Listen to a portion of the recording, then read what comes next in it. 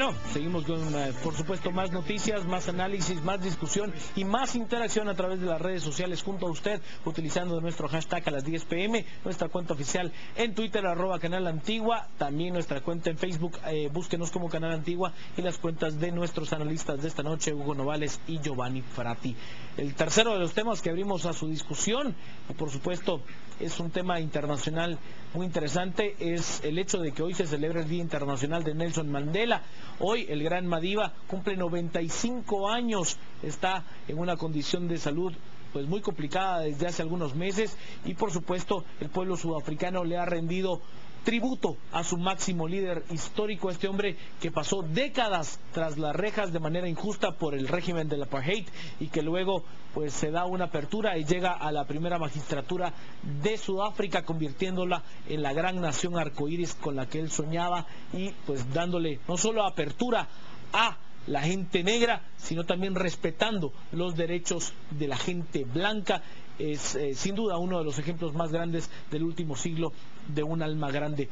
Abrimos la discusión, Hugo Novales. Bueno, es lamentable la situación de Mandela. Obviamente sí fue una vida vivida a plenitud, una vida también muy larga. Su aporte a su país, a Sudáfrica y a la humanidad como tal es incalculable, y bueno, será lamentable. Existen algunos, pues no hay que caer en paralelismos apresurados en este caso, pero por ejemplo una situación que mucha gente no sabe es que, al igual que de lo que se dice de Rigoberta Menchú, por ejemplo, que es una premio Nobel en Guatemala, premio Nobel de la Paz en Guatemala, Nelson Mandela también fue fundador, de hecho, de un grupo guerrillero que era el brazo armado del Congreso Nacional Africano en su momento. Fue electo presidente y bueno, y logró hasta cierto punto la reconciliación de un país como Sudáfrica. Creo que eso es algo bien importante y es algo que no ocurre en Guatemala. La reconciliación en Sudáfrica tuvo el apoyo decidido del Estado a través de un líder como Nelson Mandela. Eso es algo de lo cual posiblemente nosotros tendríamos mucho que aprender. Es decir, mientras que acá se firmó la paz, se dio un cese al fuego y la reconciliación pues se fue dejando de lado, en Sudáfrica había un líder político con un gran arrastre, con mucha legitimidad, apoyado por una gran mayoría de la población, que tomó la decisión de apoyar el proceso de reconciliación. Muy distinto a lo que se ha dado en Guatemala. Existen también mil maneras de abordar el tema de la memoria histórica, y bueno, de nuevo, lamentable lo de Mandela, pero creo que es tiempo también de celebrar su aporte a la humanidad y a su país. Quizás dentro de ese aporte lo más grande es, de ese mismo brazo armado del que hablaba Hugo Novales, la manera en la que Mandela logra calmar a esos brazos armados que con la ruptura del régimen del apartheid muy probablemente hubieran masacrado a la parte blanca sudafricana. John. Sí, yo creo que lo completamente rescatable de Mandela para Guatemala es ese afán constante y de toda su vida de reconciliar a su país.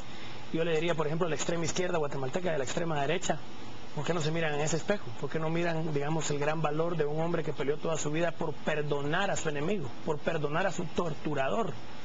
Ese ejemplo es invaluable, número uno. Y número dos, difiero sí en el tema de Rigoberta Menchú. Creo que Rigoberta Menchú es la antítesis de la reconciliación en Guatemala, y lo que promueve, lamentablemente, porque podría tener una postura mucho mejor y más amplia y más gallarda, es la venganza, es luchar contra el ejército, es vengarse de lo que por supuesto es muy lamentable que le sucede a su familia en la guerra, y en lo absoluto, digamos, lucha por la reconciliación, nuestra premio Nobel, ¿verdad? Entonces ahí difiero en cuanto a la postura.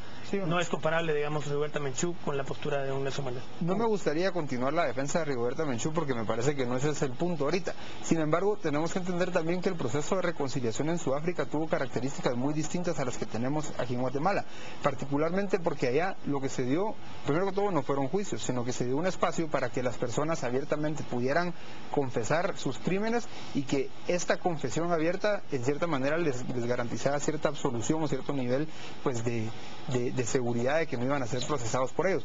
Sin embargo, también existió una voluntad de parte de tanto opresores como oprimidos, o de opresores como reacción a la opresión, de efectivamente sentarse a hablar de estos temas. El problema es que aquí en Guatemala me parece que llegamos a los juicios por una situación en la que aún hoy se niegan los crímenes de la guerra.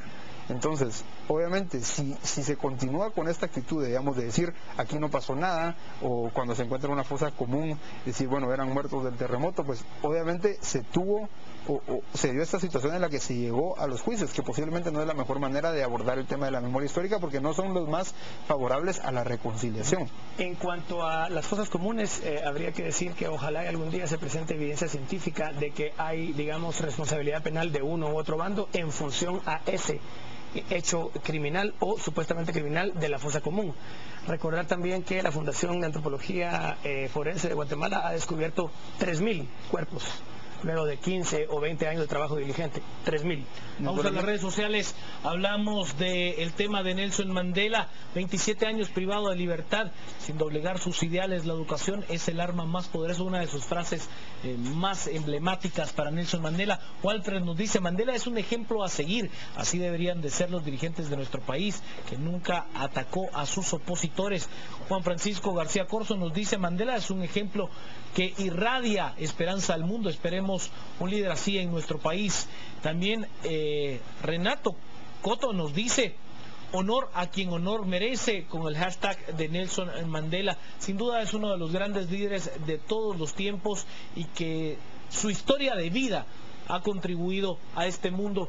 Son las 10 de la noche con 54 minutos, momento de hacer ya nuestra ronda de conclusiones a los 3 temas que abrimos hoy para usted. Le agradecemos profundamente seguir participando con nuestro hashtag a las 10 p.m. y nuestra cuenta oficial @Canal Antigua. Hugo Novales, nuestra reflexión final.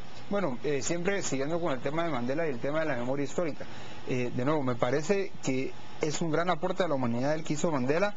Sin embargo, debemos entender que todavía hoy en Sudáfrica existen una fracción de la sociedad que está descontenta con la manera en que se abordó el tema de la memoria histórica en Sudáfrica y el tema de la justicia. Es decir, hay quienes todavía lamentan el que no haya habido justicia punitiva frente a los crímenes de lesa humanidad que se cometieron. Y con respecto al tema de las fosas comunes que mencioné yo y que respondía Giovanni, pues al final creo que los juicios o los juzgados son un buen lugar o son el lugar en este caso que hemos escogido para identificar con pruebas científicas si efectivamente estas situaciones se dieron, cómo se dieron y quiénes son los culpables. Nuestra reflexión final, Giovanni Ferretti. Sí, yo creo que en Guatemala sí tenemos un Mandela, y ese Mandela en Guatemala se llama Teresa Bolaños de Zarco. Teresa Bolaños de Zarco se sienta con los asesinos de su esposo, con los secuestradores y asesinos de su esposo, a firmar la paz en la Comisión Nacional de Reconciliación.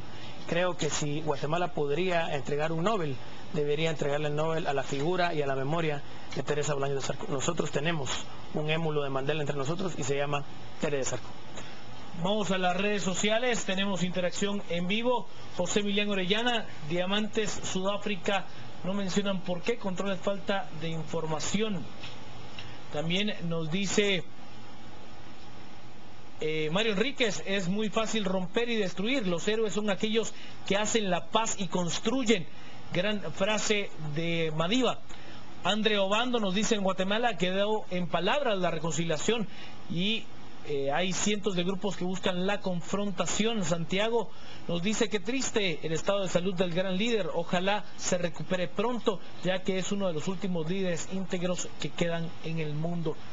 Yo, por supuesto, recuerdo una frase maravillosa de Mandela que me parece que ejemplifica de maravilla todo su gran aporte como ser humano, aquella que dice, desprecio el racismo, me parece una barbarie humana, ya sea viniendo de un hombre blanco hacia uno negro o de uno negro hacia uno blanco. Con esto nos despedimos, le agradecemos profundamente el haber participado con nosotros. Mañana tendremos otra discusión a través de las redes sociales.